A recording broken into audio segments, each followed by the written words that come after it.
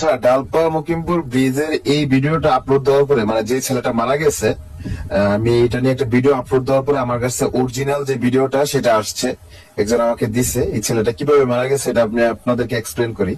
এই যে দেখতে পাচ্ছেন, সবাই কিন্তু লাফাচ্ছে এখান থেকে, ব্রিজ থেকে। তো সেও এখানে দাঁড়ায় ছিল, তো সে লাফ দিছে। লাফ দেওয়ার পরপরই ও লাফ দেওয়ার পরপর কিন্তু উঠে গেছে, পানি থেকে কিন্তু উঠে গেছে। অনেকে বলছিল যে ওই নাকি এরকম ভাবে লাফ দিছে, বুকের মধ্যে চাপ পড়ে আসলে মরে গেছে, কিন্তু আসলে বিষয়টা এমন না। ওই লাফ দেওয়ার পর ওই কিন্তু উঠে গেছে। উঠার পরপরই মানে আরেকজন সাথে সাথে লাফ দেওয়ার কারণে ডাইরেক্ট মাথা বরাবর পড়ছে। পা গুলা ডাইরেক্ট দেখা যাচ্ছে যে, আপনারা একদম স্পষ্ট ক্লিয়ারলি বোঝা যাচ্ছে যে ওর মাথার মধ্যে আঘাত লাগাতে হয়তো বা গাঁটটার সাথে সাথে ভেঙে গেছে।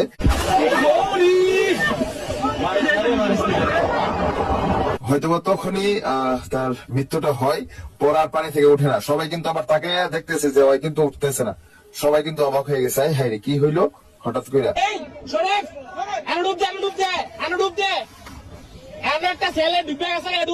এই বিষয়টা একজন ভাই খেয়াল করছিল যে একজন ডুবে গেছে, উঠে নাই। অন্যরা ভাবছে সে হয়তো উঠে আর চলে গেছে। পরে প্রায় আধা ঘন্টা 40 মিনিট পানির নিচেই ছিল। অনেকে চিল্লিয়ে বলতেছিল যে ভাই ওইখানে একজন আছে, ওইখানে একজন আছে। ভিডিওটা দেখতে পাচ্ছেন।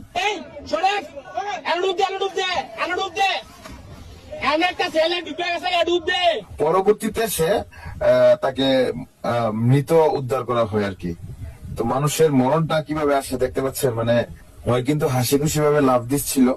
পরবর্তীতে ওর পরপরই আরেকজন লাফ দিয়া ওর উপরে পড়ে, যার কারণে ওর মৃত্যুটা হয়। যাই হোক, আপনারা